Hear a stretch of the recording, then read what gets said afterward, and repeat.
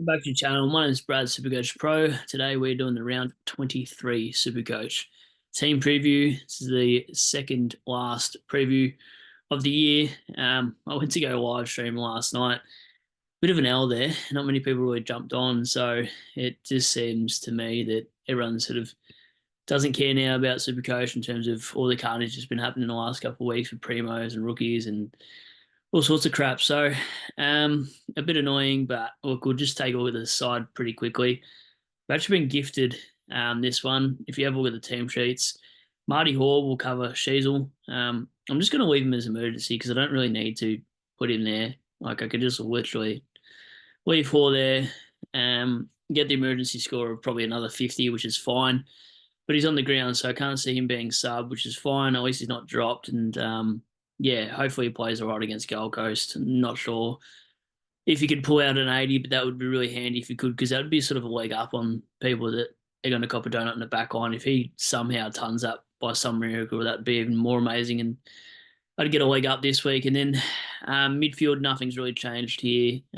Really, I was talking to Jack last night, called him for a bit, and I'm talking all things Supercoach and a bit of random things too, but we're talking about VC options, and we had a look at Zorko, Butters, and Flanders in particular. At this stage, I might just go Flanders into Cherry.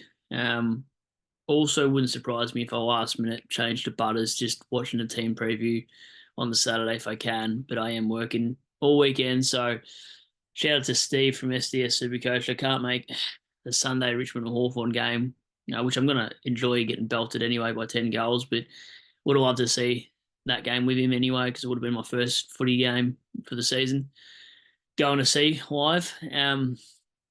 But yeah, I'm not a typical bandwagon Tiger supporter in terms of not showing up. Just I just can't get the time. I'm working most weekends, or I've got my little one, so it's been difficult to do things like that. So anyway, what else with the side? I mean, we've got Zach Fisher named because the Sheasel's out, and here's our Kerno cover. Richard's been dropped. Gets on the field for 1 minute. Like, are you serious? So that's annoying, really. And then just hoping next week that Kerno can come back in the side, somehow gets up. I don't think he'll play next week, to be honest. And then Richards, hopefully, just knocks the door down next week, and they just play him because he is a decent player, I find anyway. Frazier, don't know about the 5 o'clock team sheets. We'll find out 5 p.m. today on what the Sunday matchups are for the teams in, such as Dogs v North, Hawthorn v Richmond, and West Coast versus the Blues. So yeah, some huge outs too with some of these players, like Chad Warner's out and whatnot as well. So Philip is not named either. He's sick again. So there's just a lot of carnage going on. Tim English not playing this weekend is a huge one as well. Kerno, of course, he's in like 1 in every 5 sides. I think he's 18% owned. So yeah, this time of year sucks. Everyone's sort of planning for 2025 now. If you've made the top 1K at this stage of the season, you're doing really well, and hopefully you can stay there. But my rank is 5.5K. If we can push that into the 5K mark and stay around 5K by the season's end, I mean, we've done okay. We've had a late charge, but way too late. I'd sort of rather a late charge than doing well all season and then being pushed out to 5K.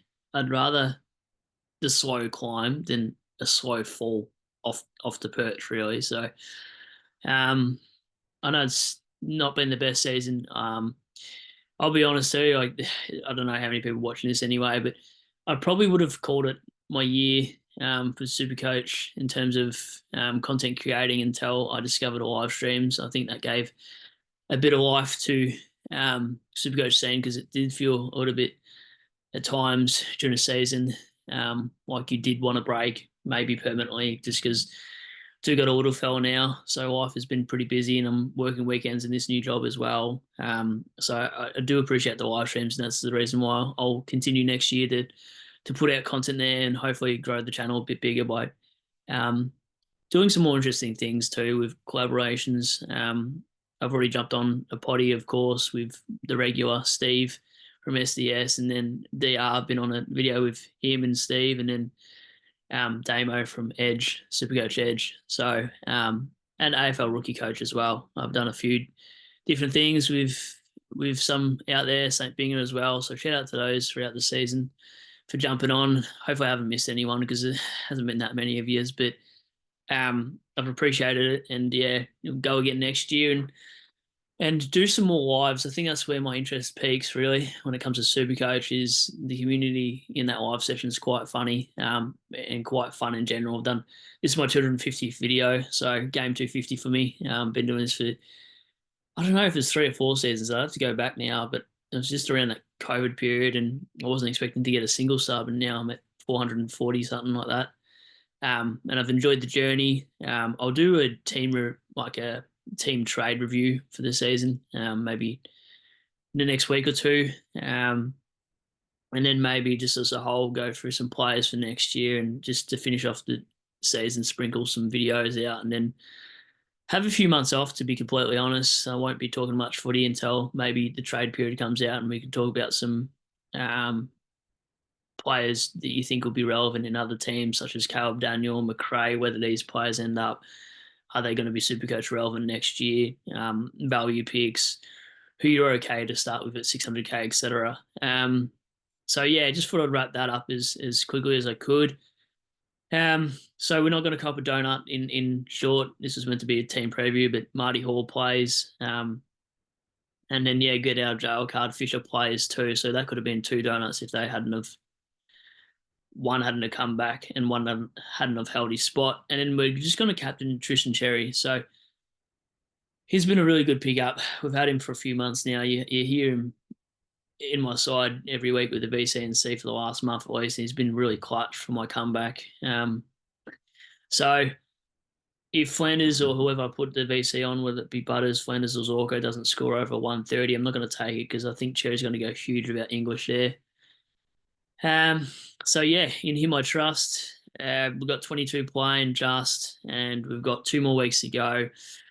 Still want to see if everyone, especially in the lives, still want to come out next weekend, potentially around 24. I'm looking at doing something. If there's enough numbers, Richmond and Gold Coast game, if people want to tag along to that and go out afterwards or whatnot, let me know anyway in the comments. If not, I'll just write it off. So I'll do a live stream, hopefully Sunday nights, where we talking after this game. So maybe like 7 o'clock if I can do that around then. Might get someone on as well and just get a general consensus if people want to do something to finish off the season, some of these subs and just regular viewers, etc. So I'll leave it there. Thanks for watching again. If you haven't liked already, give us a like if you enjoyed the video again. And yeah, catch you on the next. Hopefully you guys didn't cop too much carnage, but I'm sure we all would have at some